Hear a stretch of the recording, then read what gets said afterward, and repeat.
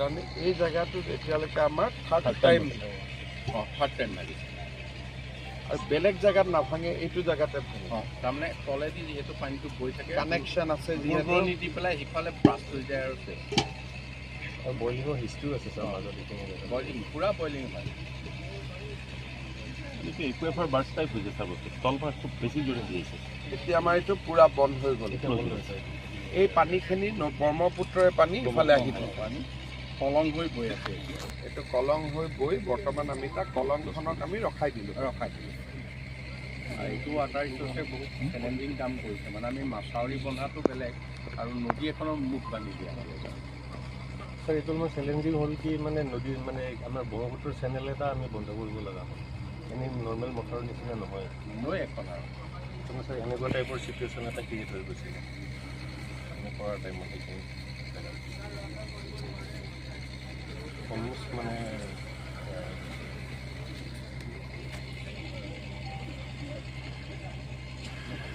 এনেকুৱা এটা পৰিস্থিতিত গৈ আমি কৰিব নোৱাৰোঁ।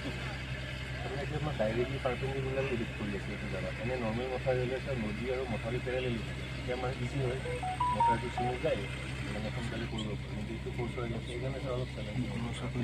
কিন্তু এতিয়া পানী থাৰ্ড ৱেভ আহিলেও এইটো পাৰ নহয়, হ'ব নালাগিছিল। এইটো মানে যথেষ্ট প্ৰটেকশ্যন এটা পাই গৈছে। আৰু ছাৰ এটা জিঅ'টি উঠিব খায়। तो कल एक बार आप मीटिंग में बोल देना, मैं कुछ रास्ता निकालता हूँ, ठीक है सर?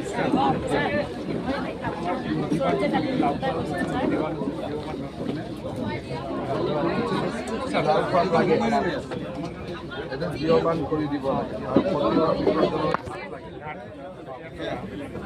হ'ব, মই পীযুষক একদিন পঠাম, তাতে স্পটত চাই দেওবাৰে পঠালে, আচ্ছা দেওবাৰে পঠালে তাতে থাকিব মানে। ঠিক আছে, হ'ব, প্ৰগ্ৰাম আছে।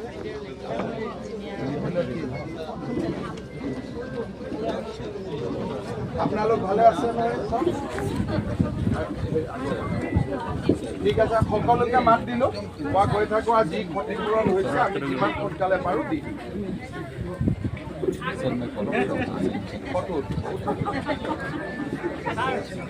কোনোবাই উঠাই দিয়ক। এইটো মোবাইলত কোনটো কথা? ৰাস্তা কৈছে 2 কিলোমিটাৰ গাইডলাইন দিয়া হ'ল।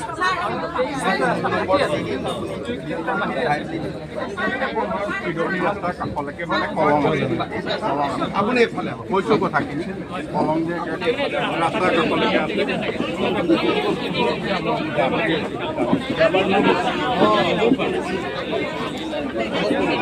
আপোনালোক পাই ভিডিআৰ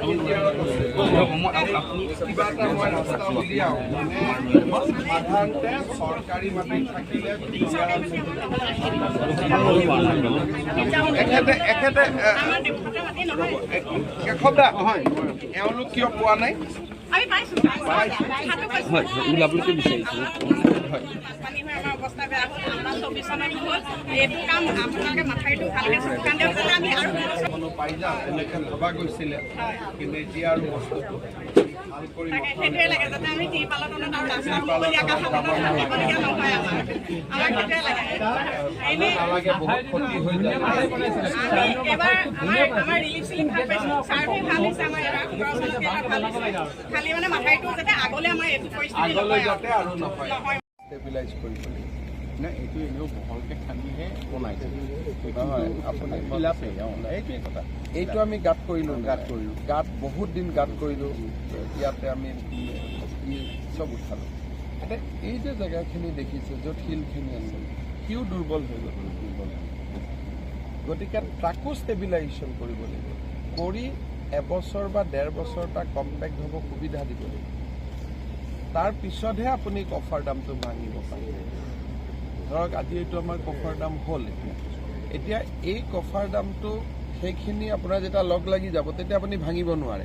কিয়? এইটো এনেকৈ লগ লাগিব, এনেকৈ লগ লগা মানে সেইটো ইনহাৰেণ্টলি উইক। যদি আপুনি এতিয়া আগেদি এনেকৈ লগাব খুজিলেও, যদি পিছেদিও লগাব খুজে আপুনি চুইচ গেটখন ভাঙিব লাগিব।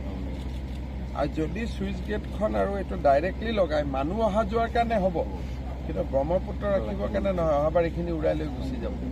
সেইকাৰণে এজন ভাল ইঞ্জিনিয়াৰ লৈ আমি হয়তো অলপ পিছেদিয়ে বনাব লাগিব, বনাই আগত যোগ কৰিব লাগিব। এই য'ত ব্লেক এইখিনি আছে সেইখিনি আমি কফাৰ ডেমত আমাৰ মানে পানীৰ লেভেলটো হাই কৰিব, ইয়াতে মানে 2.5 মিটাৰ ইয়াত কোনো পধ্যে এইবিলাক ৰখিব নোৱাৰে, কাৰণ পানীৰ লেভেলটো হাই কৰি পেলাই তাৰপিছত সেইখিনি ক্ল'জ কৰিব পাৰিব। হয়, এতিয়াতো অসুবিধা নহয়, কিন্তু এটা ছেকেণ্ড অসুবিধা হ'ব কি মানুহখিনিক যাতায়াতৰ সুবিধা এটা লাগিব, অহা যোৱা কৰা। সেইটো আমি এনেই বনাই দিছোঁ এতিয়া। সেইটো আপুনি সেইটো এটা ৰাস্তা ধুনীয়াকৈ বনাই দিয়ক। 295 है 17 सालों सर उसका भी हम कल आपको कुछ अलाउ कर देगा। वो जो गवर्नमेंट लैंड है कुछ कैटेगरी कल हम अलाउ कर देंगे, तो वो भी आपका अलाउ हो जाएगा। और इस बार का क्या प्रोसेस है? 497 है सर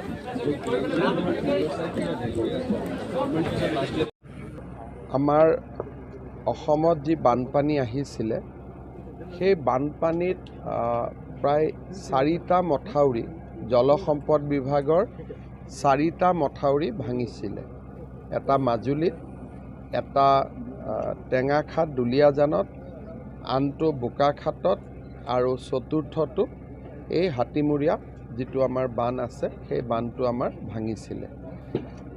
মই গোটেইকেইটা ভঙা মথাউৰিয়েই পৰ্যবেক্ষণ কৰিবৰ কাৰণে আহিছিলোঁ আৰু জলসম্পদ বিভাগক আমি ৰিকুৱেষ্ট কৰিছিলোঁ যে যিমান সোনকালে পাৰোঁ মথাউৰিকেইটা ভঙা অংশখিনি আমি যাতে মেৰামতি কৰিব পাৰোঁ। জলসম্পদ বিভাগে এক অভিলেখ সময়ত আগত কেতিয়াও অসমত হোৱা নাই, মাজুলী, টেঙাখাট, চিপাজাৰ, বংকোৱাল, বোকাখাট আৰু আমাৰ এই হাতীমূৰীয়া বান, এই গোটেই বানকেইটা ৰেকৰ্ড সময়ত তেওঁলোকে নিৰ্মাণ কৰি উলিয়াবলৈ সক্ষম হ'ল। মই জলসম্পদ বিভাগক ধন্যবাদ জনাইছোঁ আৰু অসমত আগতে এই ধৰণৰ কাম কেতিয়াও হোৱা নাছিল। মই ভাবোঁ যে ই ৰাইজক কিবা কাৰণত যদি তৃতীয় বানপানী এটাও আহে বা তৃতীয় ৱেভ এটা আহে তাৰ পৰা ৰক্ষা কৰিব আৰু ইমিডিয়েটলি স্বাভাৱিক জীৱন যাত্ৰালৈ ঘূৰি যোৱাত সহায় কৰিব। মই জলসম্পদ বিভাগৰ মন্ত্ৰী পীযুষ হাজৰিকা তেওঁৰ এণ্টায়াৰ টীমটোক মই ধন্যবাদ জনাইছোঁ আৰু বানপানীৰ পিছত যি ক্ষিপ্ৰতাৰে আমাৰ প্ৰভাৱিত ৰাইজক সেৱা কৰাৰ বাবে আমাৰ স্থানীয় বিধায়ক মন্ত্ৰী কেশৱ মহন্ত ডাঙৰীয়াই এটা নেতৃত্ব ল'লে, তাৰ বাবে মই তেখেতকো ধন্যবাদ জনাইছোঁ। এই প্ৰকল্পটো কিমান দূৰ সম্ভৱ হয় তাক আমি এবাৰ ৰাইজৰ লগতো কথা পাতিব লাগিব আৰু বিশেষজ্ঞৰ লগতো কথা পাতিব লাগিব, কাৰণ আমি যদি ইয়াত আকৌ এবাৰ কলং উজ্জীৱিত কৰোঁ আৰু যদি তৃতীয়বাৰৰ কাৰণে কিবা কাৰণত মথাউৰি ভাঙে ৰাইজেও আমাক ক্ষমা নকৰিব। গতিকে আমি ৰাইজৰ লগত আনহাতে এটা নদীক জীৱন দিয়াটো এটা ডাঙৰ কাম।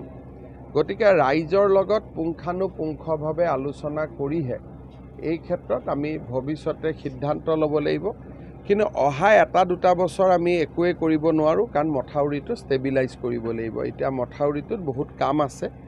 2 বছৰ পিছত আমি ৰাইজৰ লগত আকৌ এবাৰ কথা পাতিম, ৰাইজক ইয়াৰ বিৰূপ প্ৰতিক্ৰিয়া কি হ'ব পাৰে, কি নহ'ব পাৰে, গোটেইখিনি ৰাইজৰ লগত কথা বতৰা পাতিহে আমি ভৱিষ্যতৰ সিদ্ধান্ত আমি ল'ব লাগিব। সেই স্থানতে বান যদি লগাই দিওঁ তেতিয়াহ'লে সি আকৌ ভাঙি যাব। গতিকে বৰ্তমান এই ৰাস্তাটো আমি বনাই দিম জিঅ' বেগৰ ওপৰেদি, যাতে মানুহ অহা যোৱা কৰিব পাৰে। সাময়িকভাৱে ৰাস্তাটো লগাই দিব পৰা যাব, যিহেতু কফাৰ বানটো আছে, গতিকে সেইটো প্ৰটেক্ট হৈ থাকিব। কিন্তু পাৰ্মানেণ্ট চলিউশ্যনটোৰ কাৰণে আমি অকণমান বিশেষজ্ঞৰ লগত কথা পাতি ল'ম।